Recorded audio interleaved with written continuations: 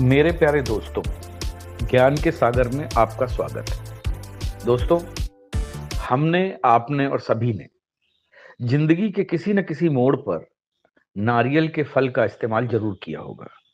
नारियल का पानी भी पिया होगा और जो अंदर नारियल होता है पक्का, उसका भी हमने इस्तेमाल किया होगा। क्या आप जानते हैं नारियल को श्रीफल क्यों कहा जाता है?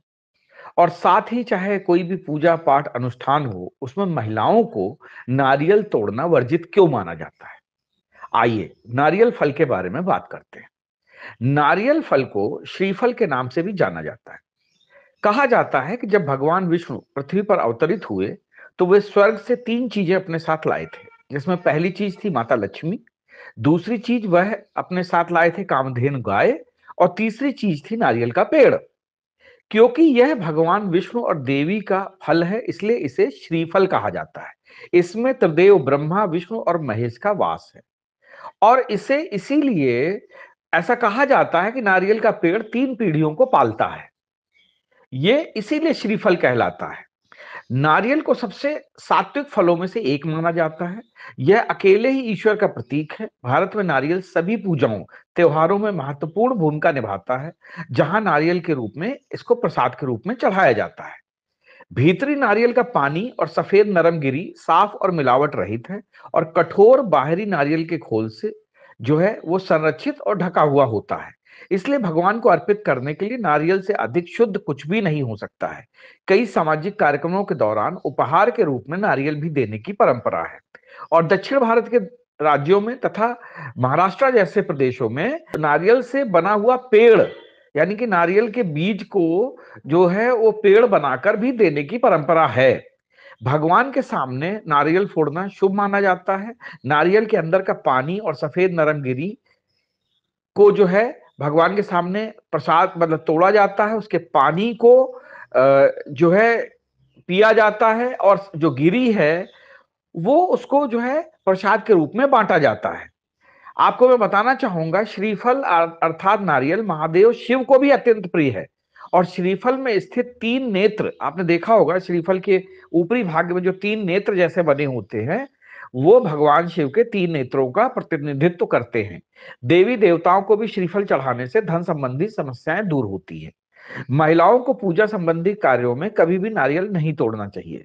आपने देखा होगा कि ज्यादातर शुभ कार्यों और धर्म कर्म से जुड़े कार्यों में नारियल का इस्तेमाल किया जाता है। नारियल के बिना पूजा भी अधूरी मानी जाती है। नारियल जो होता है, इसका पानी शारीरिक कमजोरी को भी दूर करता है। नारियल मूलतः एक बीज है। महिलाओं द्वारा बीज तोड़ना जीवन समाप्त करने का संकेत होगा। यानी कि इसको गर्भाशय से भी रिलेटेड माना जाता है कि अगर कोई महिला नारियल तोड़ती है तो उसको गर्भाशय तोड़ने या बीज को तोड़ने के समान माना जाता है। यही कारण है कि कद्दू भी जैसे काटा जाता है तो महिलाएं ज्यादातर अपने आदमियों से जो है उसमें निशान लगवाती हैं, इसके बाद में उसको काटती हैं। इसीलिए नारियल जो है तोड़ना महिलाओं के लिए वर्जित है, और पुरुष ही नारियल तोड़ते हैं। महिलाओं द्वारा बीज तोड़ना जीवन समाप्त करने का संकेत होगा। इससे उनकी प्रजनन क्षमता पर बुरा असर पड़ सकता है। यदि महिला गर्भवती है तो उसे दूसरे बीज को नष्ट नहीं करना चाहिए, और यदि उसके शरीर के अंदर पहले ही एक और बीज भ्रूण है तो फिर नारियल तोड़ने का कोई सवाल ही नहीं उठता। इसीलिए महिलाओं के लिए नारियल तोड़ना वर्जित है। हमारे हिंदू सनातन धर्म की हर पूजा में श्रीफल यानी नारियल का अहम योगदान है। चाहे वो धर्म से जुड़े वैदिक कार्य हो या दैविक कार्य हो, नारियल की बलि के बिना कोई भी कार्य अधूरा माना जाता है। पहले अजमाने बकरा और अजमाने नारियल। इसी कारण जो लोग पहले बकरे की बलि देते थे, आज वो नारियल की बलि देते हैं। लेकिन यह भी सच है कि नारियल जो है वो बहुत मतलब सिर्फ दक्षिणी राज्यों में या समुद्र के किनारे ही पाया जाता है। हिंदू धर्म में महिलाओं को परिवार की देवी लक्ष्मी माना जाता है। इसलिए महिलाओं के लिए बेहतर है कि वो नारियल तोड़ने और नष्ट करने के काम में शामिल ना हो। ऐसा माना जाता है कि नारियल तोड़ना एक प्रकार का बलिदान है या बलि है। जैसे मैंने बताया, पहले अज माने बकरा, अज माने नारियल।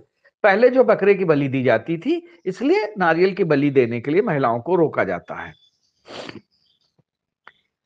शनि की शांति के लिए भी नारियल के जल से महादेव शिव का रुद्राभिषेक करने का शास्त्रीय प्रावधान है। हमारे सनातन धर्म के अनुसार श्रीफल को शुभता, समृद्धि, शांति और प्रगति का प्रतीक माना जाता है। किसी व्यक्ति के प्रति सम्मान प्रकट करने के लिए भी श्रीफल दिया जाता है। हमारे हिंदू समाज में यह परंपरा सदियों से अब तक निरंतर चली आ रही है कि किसी भी शुभ कार्य या अनुष्ठान में फल बांटे जाते हैं। यहाँ तक कि जब विवाह पक्का हो जाए या तिलक लगाने का कार्य हो जाए तो भी श्रीफल अर्पित किया जाता है। कन्या की विदाई के समय उसका पिता अपनी पुत्री को धन के साथ साथ श्रीफल भी देता है। यहाँ तक कि अंत्येष्ट में भी चिता के साथ नारियल जलाए जाते हैं। धार्मिक अनुष्ठानों में सूखे नारियल से होम किया जाता है।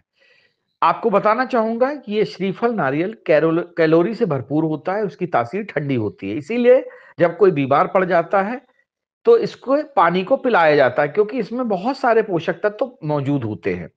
श्रीफल के पेड़ से तने निकलने वाले रस को नीरा कहा जाता है। नीरा जो है एक तरीके से इंटॉक्सिकेशन करने वाला द्रव्य होता है, तो इसलिए नीरा को जो है लोग ज्यादातर अवॉइड करते हैं, लेकिन नारियल के पानी को पीना हर इंसान के लिए बहुत ही अच्छा होता है। तो दोस्तों, ये थी नारियल के फल के बारे में जानकारी। और आपको मैं बताना चाहूंगा कि शुक्रवार के दिन जब भी कभी आप महालक्ष्मी का पूजन करते हैं तो उसमें नारियल को मंदिर में रखें और रात के समय इस नारियल को अपनी तिजोरी में रख दें। इसके बाद इस शुभ नारियल को निकालकर श्री गणेश के मंदिर में चढ़ा दें। आपकी धन से जुड़ी हुई सारी समस्याएं दूर हो जाएंगी और मां लक्ष्मी की कृपा भी आप पर बनी रहेगी। ये नारियल की खासियत होती है। एकाक्षी नारियल के बारे में कहा जाता है कि ये बहुत ही दुर्लभ नारियल है। अधिकतर जटायुक्त नारियल में 2 या 3 छेद दिखाई देते हैं, लेकिन एकाक्षी नारियल में केवल एक ही छेद होता है। इस नारियल के बारे में कहा जाता है कि यह बहुत ही चमत्कारी है। इसे घर में रखने से महालक्ष्मी की प्राप्ति होती है और मनुष्य को कभी भी धन से जुड़ी समस्याओं का सामना नहीं करना पड़ता है।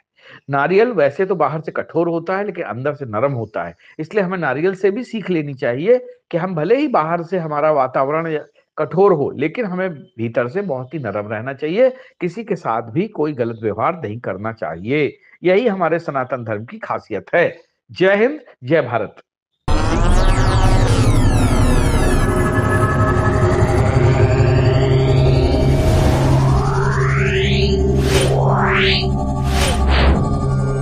Yeah.